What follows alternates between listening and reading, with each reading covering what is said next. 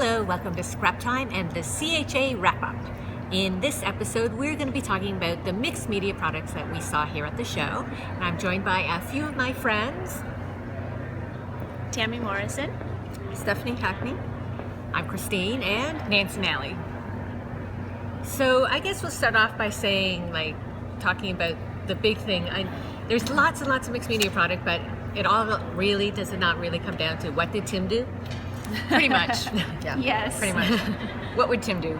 And so he has his watercolor crayon, or his crayons. They're just Tim Holtz Distress crayons. And we have a video we've already shot. I can put a link below so you can all see them in action. But they're basically like a watercolor crayon. Although they've been very careful about trying not to call them watercolors. They're not, well, I keep calling them watercolors because that's what I'm familiar with. They're a crayon that if you can smudge it and it will never move again, or it can be activated by water. Yeah, it acts a lot like a watercolor crayon, it looks like, but they're trying desperately not to call it that. And it's never, you can always keep reactivating it. Some other companies, once it's dry, you can't reactivate them. This one you can. However, it won't smudge if you don't throw water at it. Yeah, but you can throw water at it. It won't smudge unless you actually move it. Yes, that was the most interesting part to me. You can lay down a thick layer of it and put water on it, and like the thin part of it, move around, and then the thick part won't move. That was so you can spray the mica sprays. You can spray distress spray over it. You can do put inks and throw the water at it, and it won't move unless you physically friction. It needs friction to move. That's I think the word he used. Did you see them? Well, and very cool that it's aligned with all the other distress colors. So for the distress fans in the house, you're going to be happy that there's a bunch of new things that you can add to the collection. Yeah, and so if you're working with the colors, having to use these colors. Tammy, did you happen to see them? I did. I saw them. I'm not As a big in mixed media, but I like them. Yeah, I like anything Tim does. Yeah, Mark even said that it might actually get him doing something arty. I would play with them. After watching Tim demo them like 3 times, he's like, I think I could do that too. Yeah. So what else did you see up there? I think the mica sprays are really cool. So they've always had these perfect pearl sprays. With Ranger. Right, with Ranger. And what they've done is instead of having the whole line of those, they gave each of the signature artists. So that would be Dina Wakley, Diane Reevely, Tim Holtz, and Wendy Becky. And each of them got to pick colors that they liked. And so each got 3 sprays that are like their favorite colors. Very cool. They're they just put a light mist. You can add more if you want them to be a little bit more opaque. But they're it's great colors, and I think that they align well with those artists and each of their favorite palettes. Yeah, so it gives you another product to use if you like to use their different products. With and they also did ink palettes for each of them. So it's like the large ink palette that Diane Reevely has. And it has 4 panels, so each of them got to pick their 4 favorite colors. Yeah, it's archival, yes. so it's the water exactly. ones. Exactly. Yeah, I thought those were really cool. I like the idea of not having to carry 4 ink pads. If those are the palettes you want. Nancy, did you see any specific product? And this is going to sound really silly because it's not like a majorly revolutionary product, but I think the most exciting thing I saw on the show floor that I'm like, that is so coming home with me, was the new 30 count Koi travel watercolor pack. Because I have the 24 count one and absolutely adore it, and now I can have 30 colors in my little Koi travel watercolor pack from More Sakura. Colors, always so better. I'm like, I could have 6 more colors in my travel watercolor pack now. So it's the little things. Yeah, it is. It's those little things that just make you so happy, because it's a product that I already adore, and now I'm like, a few more colors in my little pocket pack.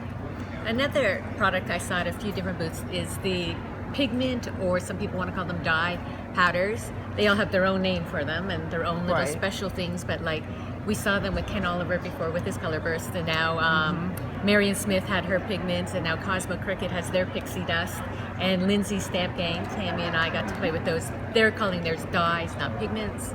They work a little different, I guess. Yeah, there's a lot But- of dye stuff going on, and but it's Plaid little has the pigment dye, the dye paints too. Yes, and Okay. those are cool. I mean, they Yeah. they were doing a make and take with the frames. Did you see them doing Yeah, that? I actually did the make and take last night at the end of Yeah. the day, and they brush on. They're dye that you can brush on, and it's on a wood frame that I was doing it, and it blends and in a way, of course, that paint won't, and it goes on more like stain. Yeah, it's does, translucent. because you can see the grain and everything through Yeah, it. it was cool.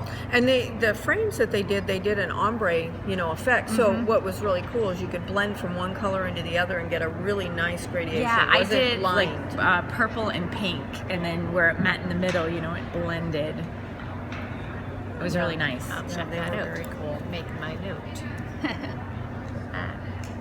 A couple other things so you see there's some props here. This is a new paint called Art Alchemy acrylic paint. This is Opal Magic in pink blue, and the reason I brought these is because it's hard to explain without it.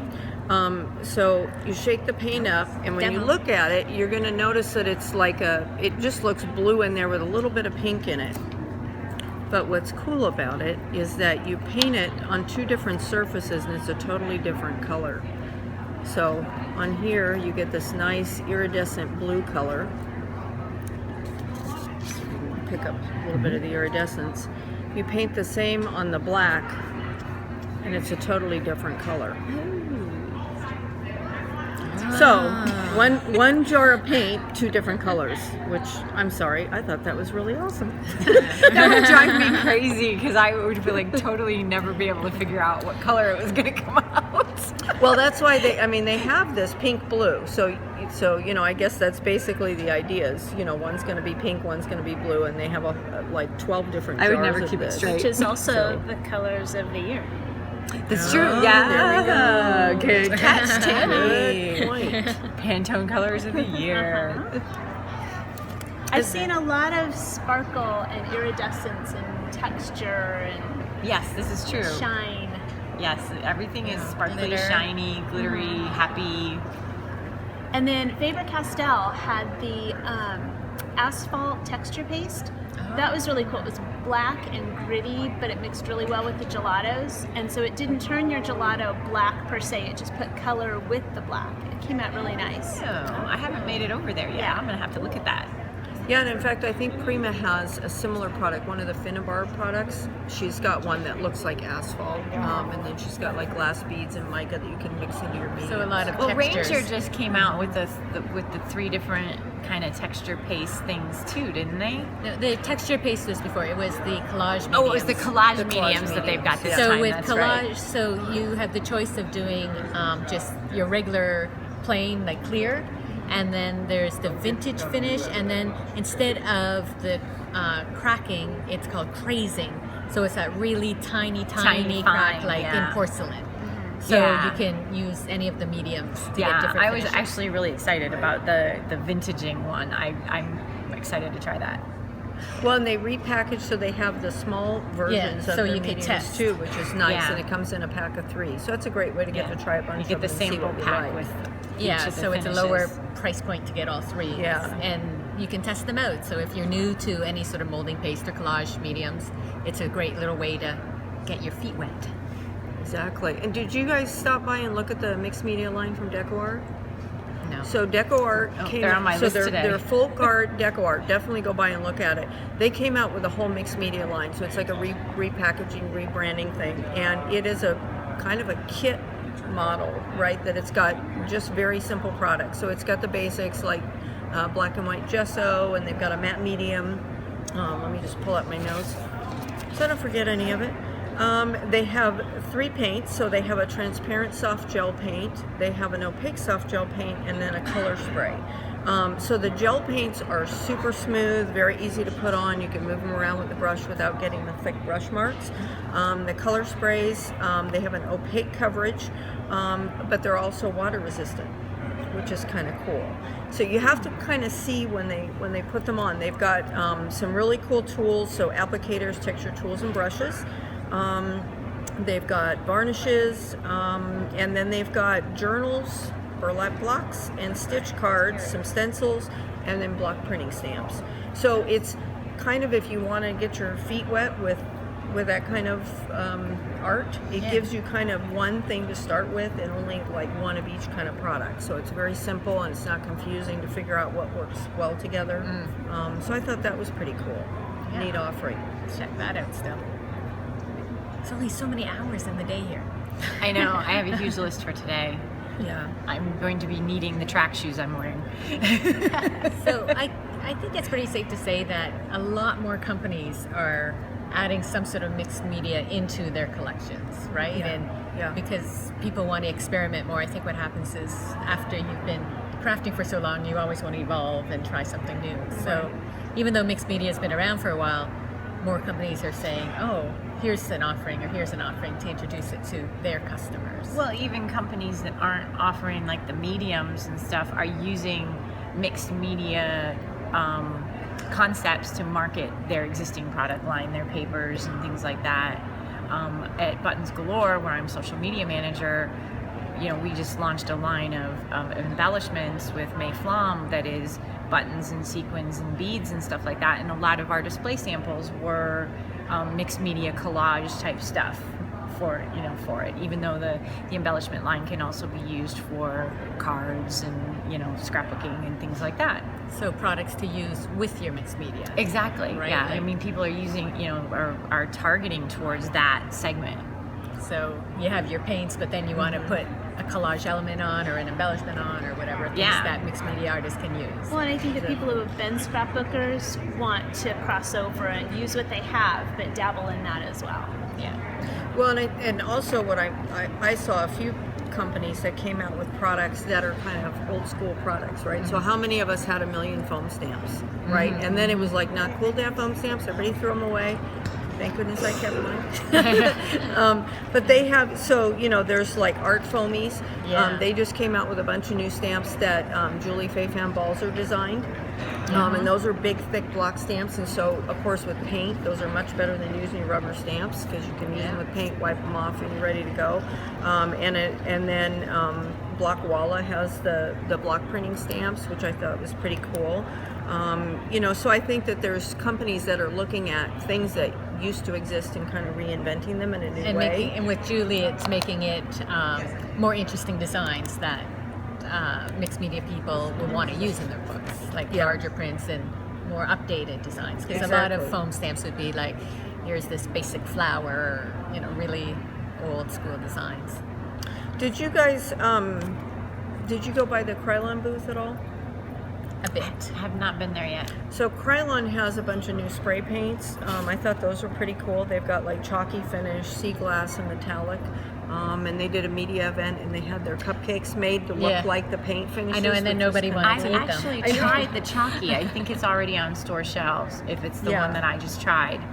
A lot of that, though, is also like home decor versus for like art journaling. But the sea glass one I thought was really cool because I asked them, how does it do on like a transparency? So like if you were going to make shaker cards or you're going to put some kind of transparent thing on a canvas, and it sprays on beautifully. In fact, in their booth they have, it looks like stained glass windows. That's actually it's acrylic or like a transparency material. Oh, that's so, and it really smooth, nice finish. That was pretty cool.